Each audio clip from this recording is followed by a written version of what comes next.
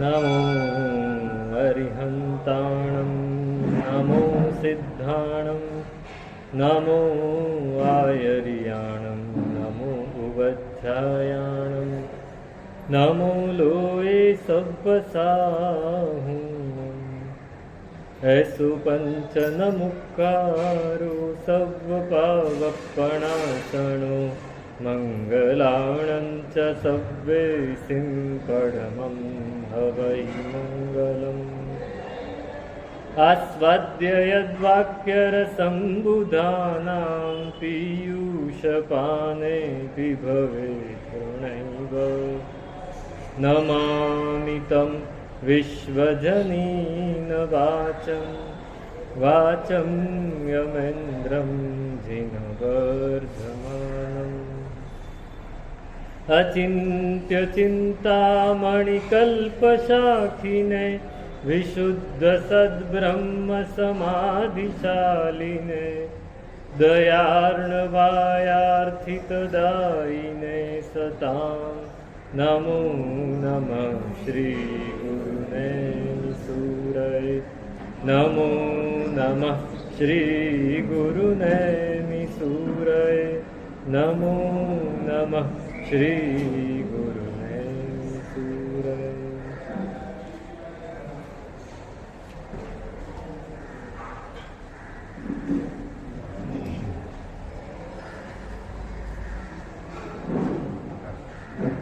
આપણે 18 ભગવાનના સ્તવન થયેલા, આજે 19.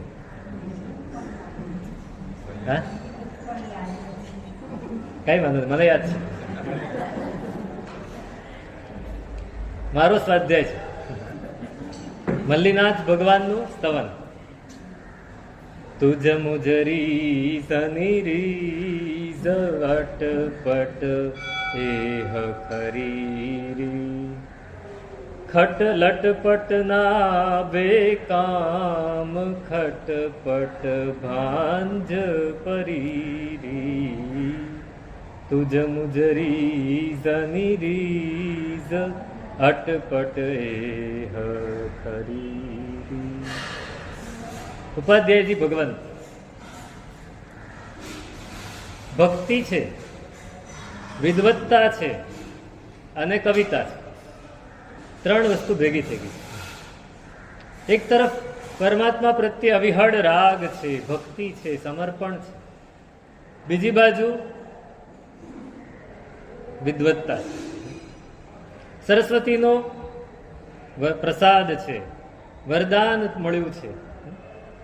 તું તુઠી મુજ ઉપરે જાપ કરત ઉપગંગ. ગંગાના કિનારે વરદાન મળ્યું છે કે જે બનાવવું હોય બનાવી શકાય. ભક્તિ સાથે વરદાન મળ્યું એટલે શું થાય? મણિકાંચન સંયોગ. અને ત્રીજું કાવ્ય તત્વ, કવિતા. વરદાન પણ મળ્યું, વિદવત્તા પણ મળી અને કવિતા પણ મળી. આ બધું જ ભેગું થયું.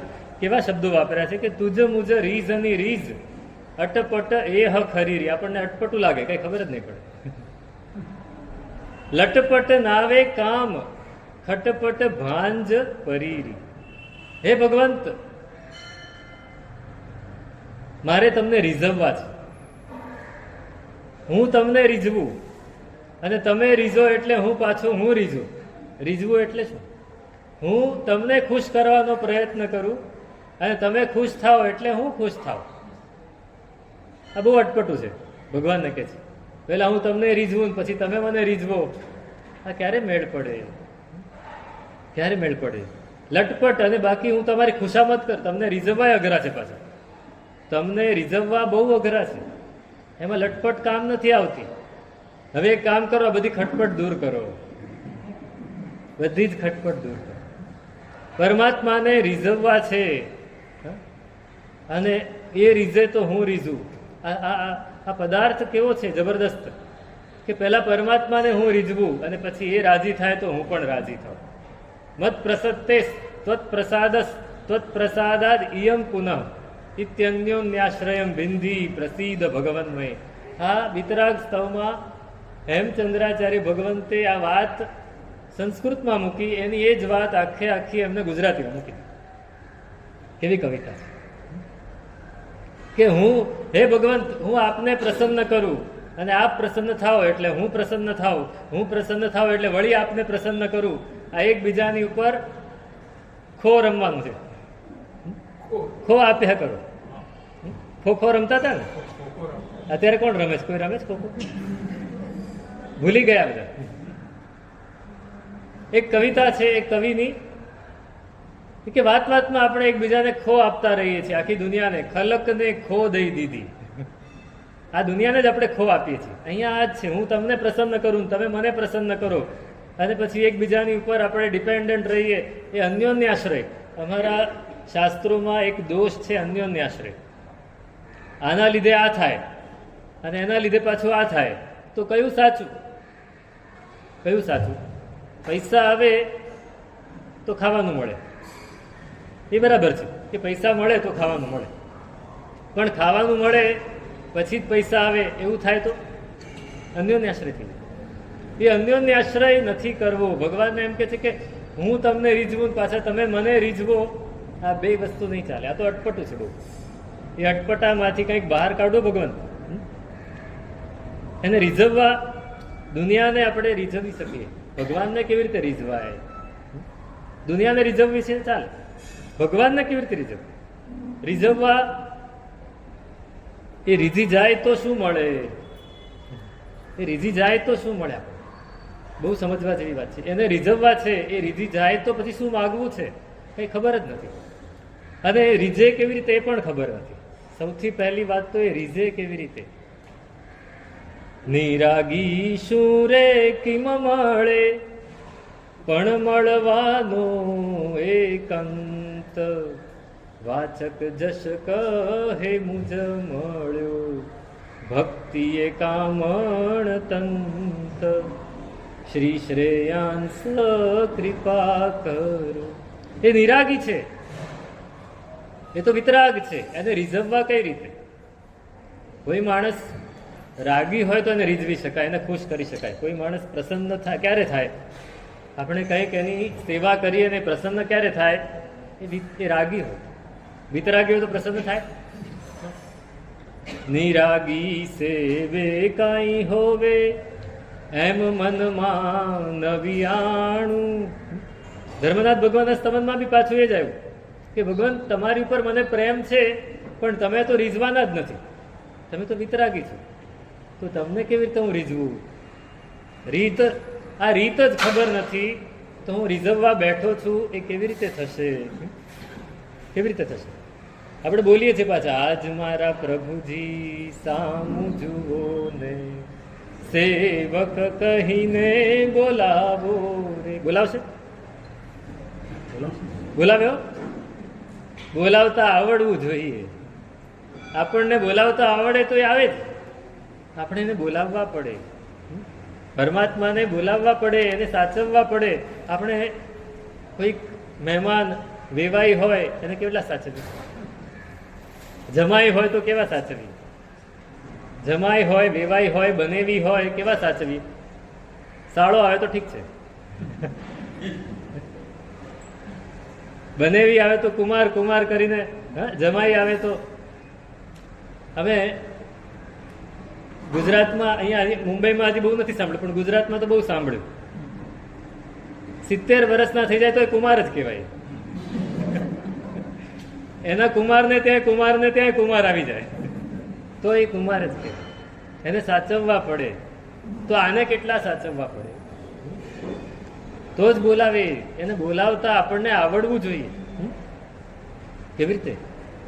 એના વગર આપણું ચિત્ત ક્યાંય લાગે જ નહીં એવું રાખવું પડે. ન્યાય સાગરજીનું પણ મલ્લીનાથ ભગવાનનું સ્તવન છે કે કોણ રમે ચિત્ત કોણ રમે, મલ્લીનાથજી વિના ચિત્ત કોણ ગમે. કોણ રમે? અમારા મનમાં મલ્લીનાથ વગર બીજું કોણ રમે? એને રીઝવવા છે. રીઝવવા માટે સમર્પિત થવું પડે. સમર્પણ થયા વગર એ રીઝે જ નહીં. અને ખુશામતથી ના રીઝે. આગળ આવશે કે ખુશામતથી ના રીઝે. લટપટ નાવે કામ. લટપટ એટલે ખુશામત. ખુશામત ખુદાને પણ પ્યારી હોય, ખોટી વાત છે. ખુશામત તો ખુદને પ્યારી હોય, ખુદાને પ્યારી. ગમે એટલો હાઈ લેવલનો માણસ હોય ને, પણ એની પાસે જઈને કોઈ ખુશામત કરે તો હા, એટલે એ એવું કહેવાય કે ગમે તે માણસ હોય ને એને ખુશામત કરો એટલે રાજી થઈ જાય, એટલે ભગવાન પણ રાજી થઈ જાય. પણ ભગવાનની ખુશામત જુદી, એની ખુશામતથી એ રાજી થાય, પણ પછી એવી ખુશામત કે એ સિવાય બીજા કોઈની ખુશામત ન કરે. અજાચક વ્રત, અજાચક વ્રત હોય. ત્યાં ચારણો હતા ને આપણે ત્યાં સૌરાષ્ટ્રમાં ને ગુજરાતમાં, એ એક એક સ્ટેટ, એક એક ઠાકોર સાથે જોડાયેલા, એક દરબાર, એક રાજપૂત, એક રાજા એની સાથે જોડાયેલા. એટલે 7-7 પેઢીથી જોડાયેલા. અમે બોટાદ ચોમાસું કરેલું, તો બોટાદમાં ઈસરદાન ગઢવી નામના એક ચારણ મળે. એ 7 પેઢીથી એ કયા લીંબડીની આસપાસનું કોઈક સ્ટેટ, લીંબડી સ્ટેટ છે એની આજુબાજુમાં ચૂડા કે એવું કંઈક હતું, એના ઠાકોરના એ રાજ ગઢવી, રાજગઢવી 7 પેઢીથી, કે એના સિવાય અમે બીજા કોઈની બિરદાવલીએ ન ગાય, એના સિવાય બીજા કોઈને નમીએ પણ નહીં. આ ખુશામત તો કરે છે, પણ કોની? એકની. એ સિવાય આપે તોય દેશો તો તુમ હી ભલું, બીજા શું નવી જાચું રે, વાચક જશ કહે સાઈ શું, પડશે એ મુજ સાચું રે, સંભવ જીન ભર ભીનતી. દેશો તો તુમ હી ભલું, આપો તો તમે જ, બીજા કોઈની પાસે નહીં. આ ખુશામત ખુદા કો ભી પ્યારી એ ક્યારે? કે જ્યારે એ બીજાની કોઈની પાસે ખુશામત ન કરતો હોય ત્યારે. હમણાં જ બહુ સરસ એક પ્રસંગ વાંચ્યો. એક સ્ટેટ, આવું જ નાનકડું સ્ટેટ, અને એના રાજા, એના મંત્રી, બધું જ કારભારી બધા જ હતા. અને એ રાજાને ત્યાં રાજાની કુંવરીના લગ્ન લેવાયા છે, અને એના કપડાં, ઘરેણાં બધું કરવાનું છે. તો એ ઘરેણાં કરવા માટે મંત્રીને કીધું કે આપણે આ ઘરેણાં કરાવવા છે, કોને આપશું? તો કે આપણા ગામમાં, આપણા નગરમાં ઘણા સોનીઓ છે. તો કે સોનીનો વિશ્વાસ ન પડે. દરજી અને સોની, એનો વિશ્વાસ પડે નહીં. અત્યારે તો બે કામ જતા રહે ને, દરજીનું ગયું, સોનીનું ગયું, બધું રેડીમેડ, બધું જ રેડીમેડ. તમારે હવે ઘડાવવાની વાત જતી રહી. પણ ત્યારે ઘડાવતા, જ્યારે આવો લગ્નગાળો હોય તો ઘરમાં જ દરજી બેસાડતા અને ઘરમાં જ સોનીને બેસાડતા. મંત્રી કે વાત તો સાચી, પણ આપણે આપણા રાજમહેલમાં જ નીચે ભોંયરું છે, ત્યાં જ બેસાડીને કામ કરાવશું ને બધી તપાસ કરશું. તો કે ગમે એટલી તપાસ કરો, બોલો કટકી કરે ને કરે. તો કે સાહેબ એ વાત સાચી, પણ એક સોની એવો છે આપણા ગામમાં કે જો કોઈ દિવસ કટકી ના કરે. તો કોણ છે? તો કે ત્રિલોક ભગત, એનું નામ જ ભગત પડી ગયું કે ત્રિલોક ભગત એવો સોની છે કે કોઈ દિવસ કટકી ન કરે. હું માનું જ નહીં ને. રાજા કે હું માનું નહીં. સોની પોતાની સગી બહેનને ન છોડે. સોની પોતાની સગી બહેનને ન છોડે ને. કે સાહેબ એવું ન હોય. મંત્રી કહે તો કે જો એક સોની હતો ને, એની બહેનને ત્યાં દીકરીના લગ્ન, તેને થયું મારો ભાઈ જ સોની છે, એની પાસે જ ઘડાવું. તેને સોનું આપ્યું અને પોતે પાસે સામે જ બેઠી. પાછી વિશ્વાસ તો પડે ને, સામે જ બેઠી. હવે એ સોની એ ઘડે છે, એનો દીકરો છે એ સોનું તપાવે છે. એને ઘાટ માટે થોડું ગરમ કરવું પડે તો પોચું થાય, ને પોચું થાય એટલે વળી ઘાટ ઘડી દે. એ તપાવી રહ્યો છે અને બાજુમાં ફઈ બેઠી છે. એ દીકરો બાપા કે જો કોઈ પણ હોય, સગી માં હોય તો સોનું તો લેવાનું. એટલે આ ફઈનું કેવી રીતે લેવાનું? બાજુમાં બેઠી છે એટલે એને ફૂંક મારતા મારતા ઈશારો કર્યો, કેવી રીતે લેવાનું છે એમ કે ફૂંક જરા જોરથી માર. એને જોરથી ફૂંક મારી એટલે સોનું થોડું પેલા ધુમાડા સાથે ઉડીને બાજુમાં પડ્યું. લઈ જ લેવાનું. રાજા કે આ લઈ જ લે, શું કરવાનું? તો કે આ નહીં લે, આ નહીં લે. આ ભગત છે પરમાત્માનો, એ પ્રભુનો ભક્ત છે, એને પ્રભુ સિવાય બીજી કોઈ વાત ગમતી નથી. રાજા કે હું તપાસ કરાવું. રાજાએ તપાસ કરાવી, ખબર પડી કે આ સોનું તો લેતો નથી, પણ કામ સમયસર આપતો નથી. મંત્રીને બોલાવ્યા, કે આ કામ સમયસર નથી આપતો. ભગત છે ને, કામ કરતા કરતા બૂમ પડી કે સત્સંગ છે તો ભાગી જાય, કામ કરતા કરતા બૂમ પડી કે ભજન છે તો ભાગી જાય. ભગવાન સિવાય એને કઈ દેખાતું જ નથી. સંત આવ્યા છે તો સંત પાસે જતો, એ કામ બરાબર કરશે ને સાહેબ, એ કામ કરશે અને એવું કરશે, આપણે ફોલોઅપ કરશું, આપણે એની પાછળ ધ્યાન રાખશું એટલે કામ તો કરશે. તો બોલાવો એને. બધા સોનીઓને કામ આપ્યું. આને શું કામ આપું તો કે આને ઝાંઝર આપો. ઝાંઝર એ જમાનામાં ઝાંઝર એટલે આમ શ્રેષ્ઠ વસ્તુ ગણાતી, કે ઝાંઝર પહેરે તો બહુ સારું, કે ઝાંઝર આપો એને બનાવવા માટે. એવા બનાવીને એવા ઘડીને આપશે ને કે દુનિયા જોતી રહી જશે. સારું, બોલાવ્યા, સોનું આપ્યું, ઝાંઝર બનાવી આપો તો કે ડિઝાઇન આપો, તમારે જેવા બનાવવા એવા. ડિઝાઇન આપી, નમૂનો આપ્યો બીજો, ડિઝાઇન તેને બનાવી લીધી, નમૂનો પાછો આપ્યો, સોનું બરાબર તોલીને આપ્યું કે આ સોનું તમને પાછું આપીશ. ઘરે લઈ ગયા, જો આ તારીખે મને ઝાંઝર પાછા જોઈએ. સાહેબ મળી જશે.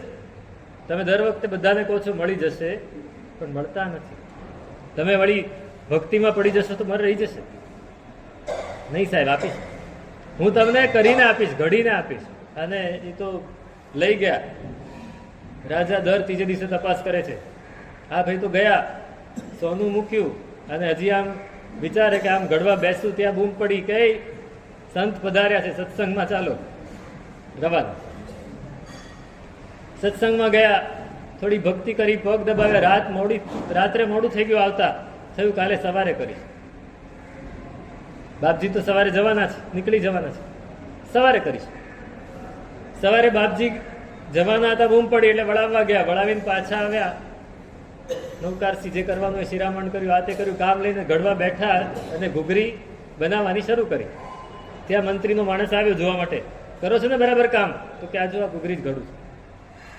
ઘૂઘરી ઘડીને હજી બાજુ મૂકે ત્યાં કોઈની બૂમ પડી કે ચાલો ભજન.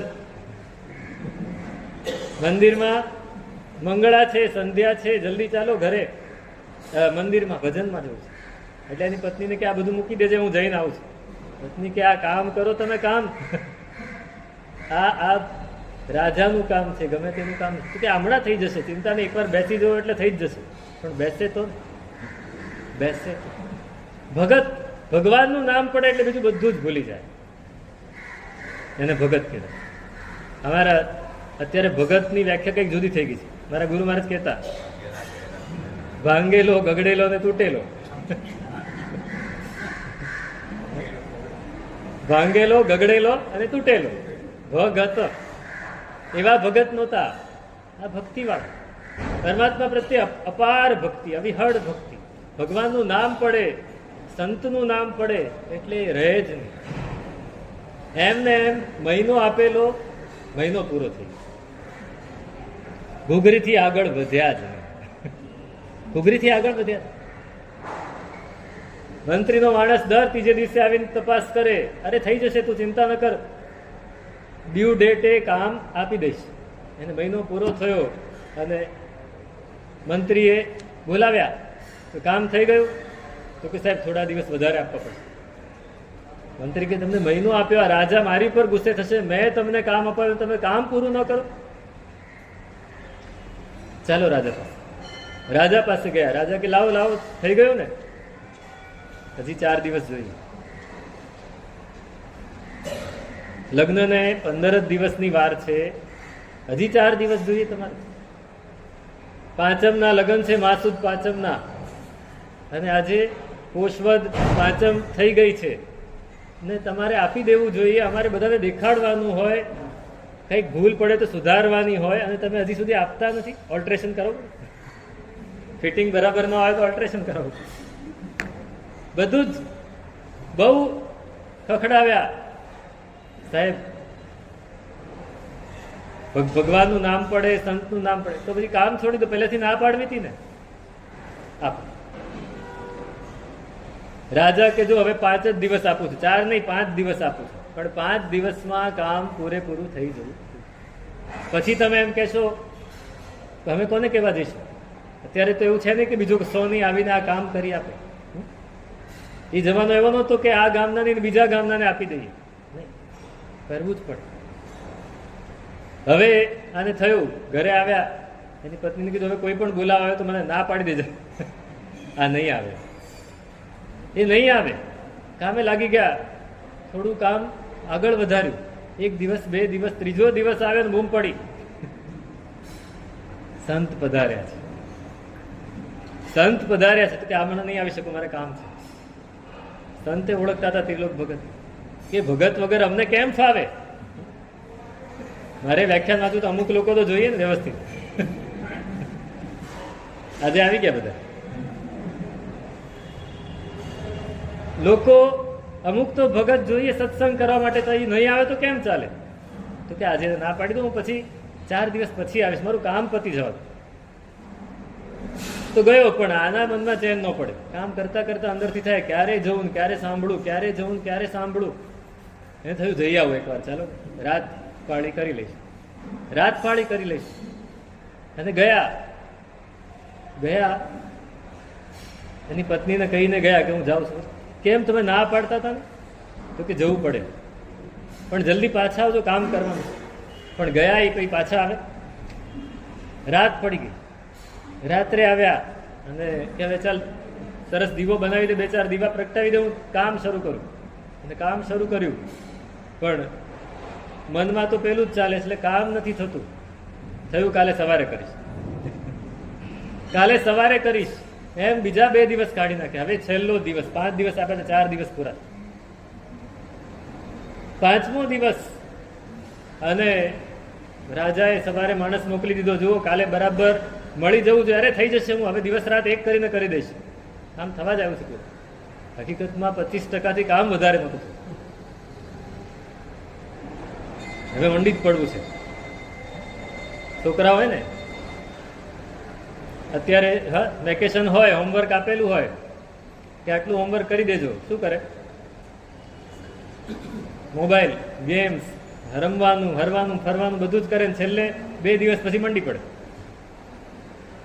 એવું કરવા વાળા અમે એવું જ કરતા ભણતા હતા ત્યારે. અમે ઊંધું કરતા હતા. હોમવર્ક પહેલા કરી લેવાનું, પહેલા 2 દિવસ એવા હોમવર્ક બરાબર કરી લેવાનું, બાકીના 28 દિવસ રજા. આ છેલ્લા 2 દિવસ વાળો. છેલ્લો દિવસ આવ્યો અને સવારથી મંડી પડ્યા છે. કલાક થયો, કામ 25ના 35% પહોંચાડ્યું કે આજે તો પૂરું કરીએ જ છૂટકો છે.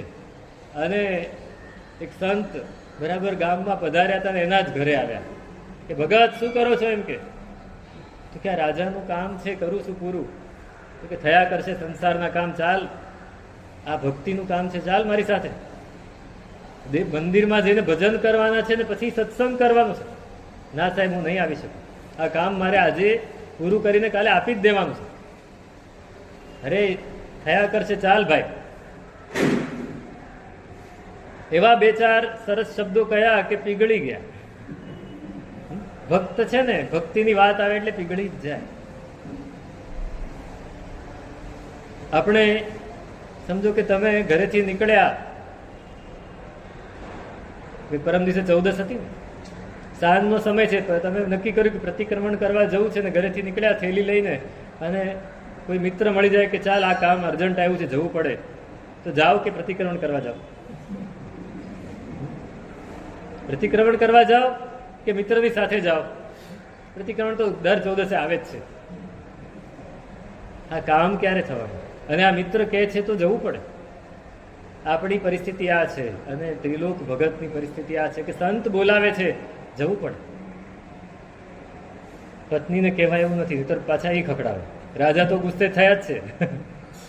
એટલે પત્નીને કીધા વગર કામ એમને મૂકીને નીકળી ગયા. સંતની સાથે નીકળી ગયા, નીકળી ગયા, મંદિરે પહોંચ્યા અને ભજન ચાલુ.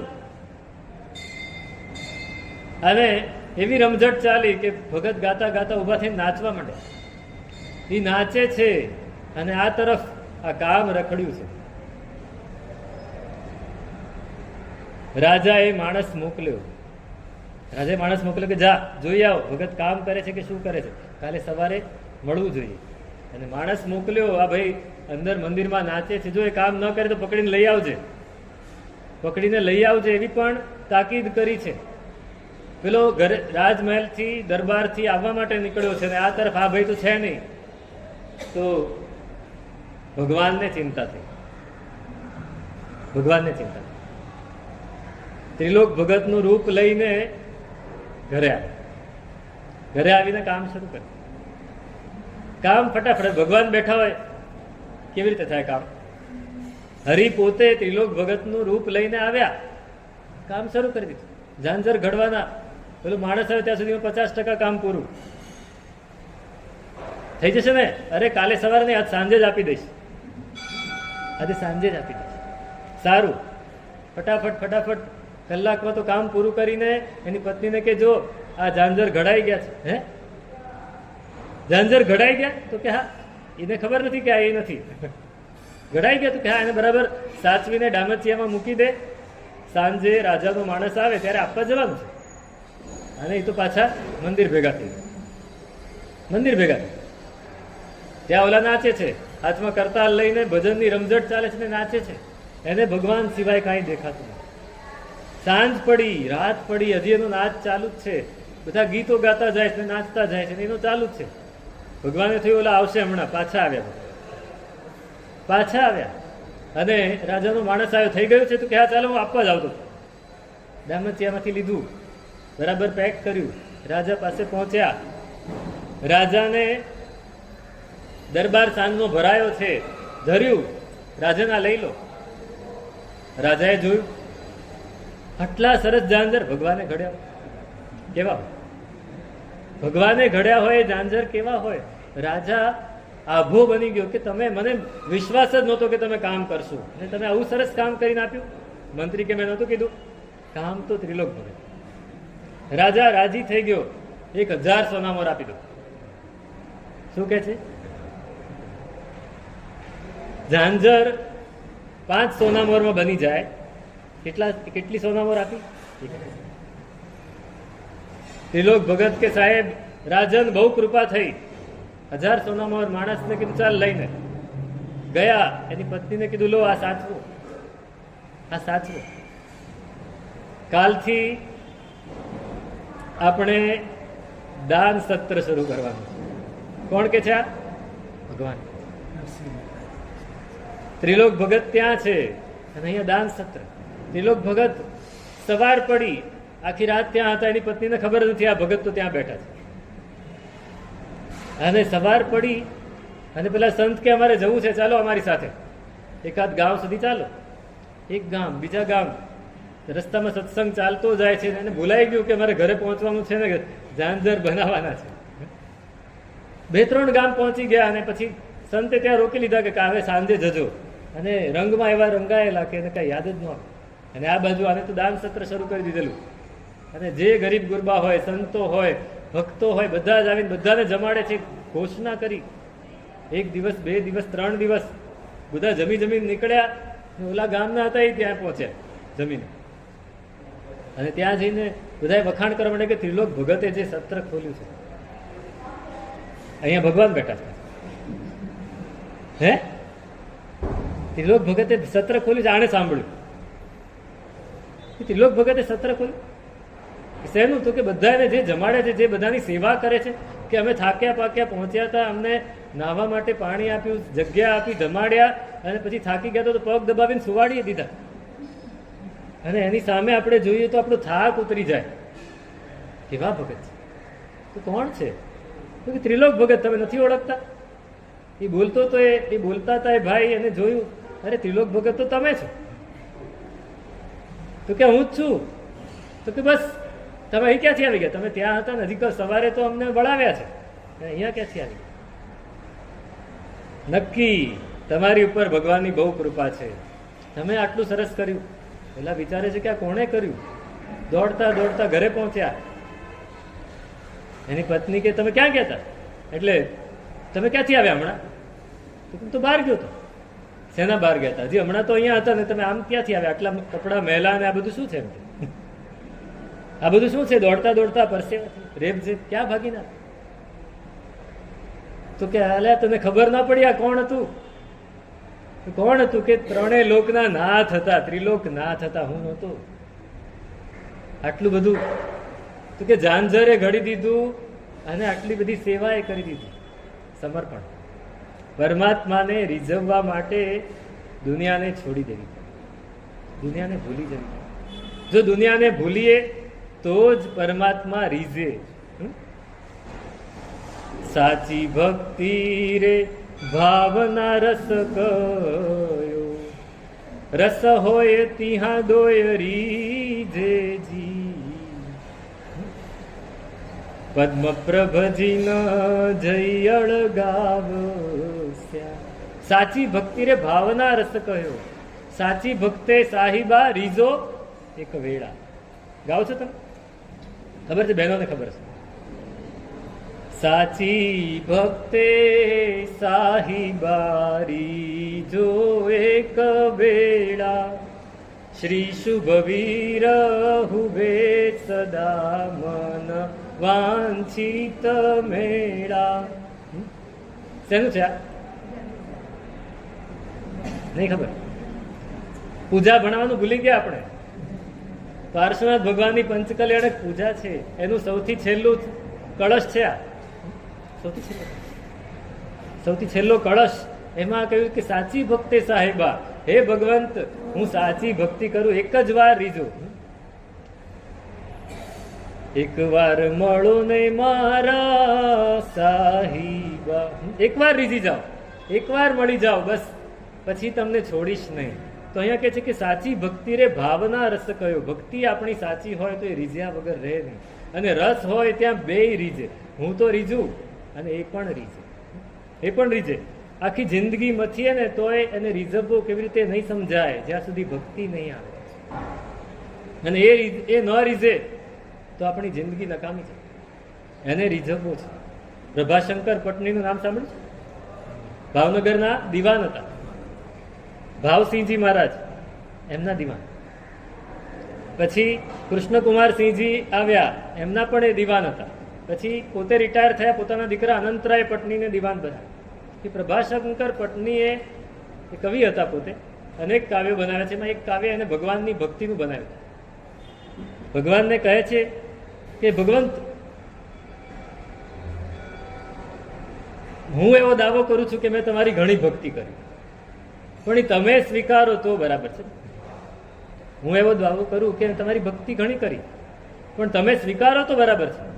છતાંય મારી એટલી વિનંતી છે કે મારા આખા જીવનમાં મારે શું જોઈએ છે? તો કે મેં મારા આખા જીવનમાં મારા શત્રુઓ પ્રત્યે જેવો વ્યવહાર રાખ્યો છે ને, એટલો એ વ્યવહાર તમે મારી પ્રત્યે રાખશો ને તોય ઘણો. શું કે છે? શત્રુઓ પ્રત્યે કેવો વ્યવહાર રાખ્યો છે? પ્રભાશંકર પટણી છે. ઉઘાડી રાખજો બારી, આ એનું કવિતા છે, એની કાવ્ય છે કે દુખી કે દીન અનાથ એવા કોઈ પણ રસ્તેથી જતા હોય એની માટે તમારા ઘરની બારી ઉઘાડી રાખજો. એને પોતાના શત્રુઓ સાથે કેવો વ્યવહાર કર્યો હશે કે ભગવાને કહે છે કે તમે મેં શત્રુઓ સાથે વ્યવહાર કર્યો એવો એટલો કરશો ને તોય ઘણું છે. આ ભક્તિ, આ ભક્તિ. પેલો સંત ફકીર હતો, નમાઝ પડે, ઇબાદત કરે, અલ્લાહની બંદગી કરે, રોજ 5 વખત નમાઝ પડે અને એટલી ભક્તિ કરે, મસ્જિદની બહાર એક ખૂણો એને મળેલો ત્યાં પડ્યો રહે. કોઈ ખાવાનું આપે તોય ઠીક, ન આપે તોય ઠીક. દેગા ભલા, દેગા ઉસકા ભી ભલા, ન દેગા ઉસકા ભી ભલા. આ બહુ મોટી વાત છે. દે એનું ભલું પણ ન દે એનું પણ. પરમાત્મા અલ્લાહની બંદગી કર્યા કરે અને એટલી દિલથી બંદગી કરે કે લોકો એને જોઈ રહે ત્યાં આ અલ્લાહનો બંદો સાચો. કેટલા વર્ષ કરી? 40 વર્ષ.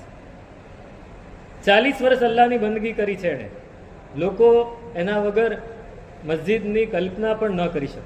એ હોય તો જ મસ્જિદ હોય એમ. અને એક દિવસ એવું બન્યું કે અલ્લાહ પાસે એક દેવદૂત જઈ રહ્યા છે. એ નીકળ્યા છે ને અને આ નગરમાં આવ્યા, આની મસ્જિદ પાસે આવ્યા અને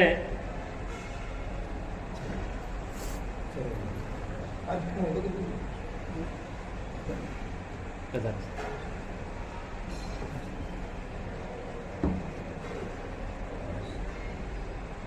અલ્લાહની પાસે જતા એ પૈગંબર ત્યાં આવ્યા દેવદૂત, અને એણે જોયું કે આ આટલી સરસ ભક્તિ કરે. લોકો પાસે એનો રિવ્યુ લીધો, અને 2-4 દિવસ રોકાયા અને જોયું કે સાચે આ તો બહુ ભક્તિ કરે છે, અલ્લાહનો બંદો સાચો છે. તો એને જઈને એને પૂછ્યું કે હું અલ્લાહ પાસે જઈ રહ્યો છું, તને કંઈ કામ હોય તો કે, તારે કંઈ કામ હોય તો કે, હું અલ્લાહ પાસેનો જવાબ લઈ આવીશ. તારે જે જોઈતું એ માગ, અલ્લાહ પાસેથી હું લઈ આવીશ. તો કે મારે કાંઈ નથી જોઈતું, અલ્લાહ મળ્યા છે, એની બંદગી મળી છે, બીજું શું જોઈએ દુનિયામાં? નહીં બધું માગી લે. આવા અવસર વારે વાર નથી આવતા.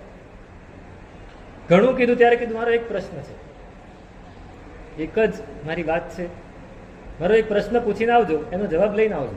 તો કે શું પ્રશ્ન? કે હું 40 વર્ષથી અલ્લાહની બંદગી કરું છું, ખાલી અલ્લાહને પૂછવું છે કે એણે મારી બંદગી કબૂલ રાખી કે કબૂલ રાખી કે. સારું, હું પૂછી લાવીશ. 15 દિવસ ગયા, બધું કામ પતાવીને દેવદૂત પાછા આવે છે. પાછા આવતા 15 દિવસ પછી પાછા આવ્યા. લોકોએ જોયું દેવદૂત આવ્યા છે, પણ મોઢું સહેજ પડેલું, મોઢું સહેજ પડેલું. આવ્યા, મસ્જિદમાં આવ્યા, પેલા ફકીર પાસે આવ્યા. ફકીરે પૂછ્યું તરત જ, મારો જવાબ લાવ્યા? તો કે હા લાવ્યો છું. પણ તમારું મોઢું કેમ પડેલું છે? તો કે અલ્લાહે જે જવાબ આપ્યો એ થોડો નેગેટિવ હતો. કે શું જવાબ આપ્યો? તો કે અલ્લાહે કહ્યું છે કે એણે તારી બંદગી કબૂલ રાખી નથી. અને ફકીર ઊભો થઈને નાચવા માંડ્યો, કૂદવા માંડ્યો, રાજી થઈને નાચવા માંડ્યો. તો કેમ નાચો છો? અલ્લાહે બંદગી કબૂલ નથી રાખી એમ કહું છું. તો અલ્લાહે મારી નોંધ તો લીધી ને કે હું બંદગી કરું છું. કબૂલ નથી રાખી એનો વાંધો નહીં, એને નોંધ લીધી એ જ મોટી વાત છે. મારી એને નોંધ લઈ લીધી ને, બસ મારી બંદગી હવે આજે એને નોંધ લીધી છે તો કાલે કબૂલ પણ રાખશે. બોલો, આપણી નોંધ લે છે? આપણે એવું શું કરીએ કે આ નોંધ લે?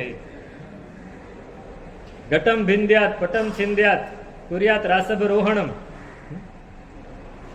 તોડી નાખો તબલા ને ફોડી નાખો પેટી.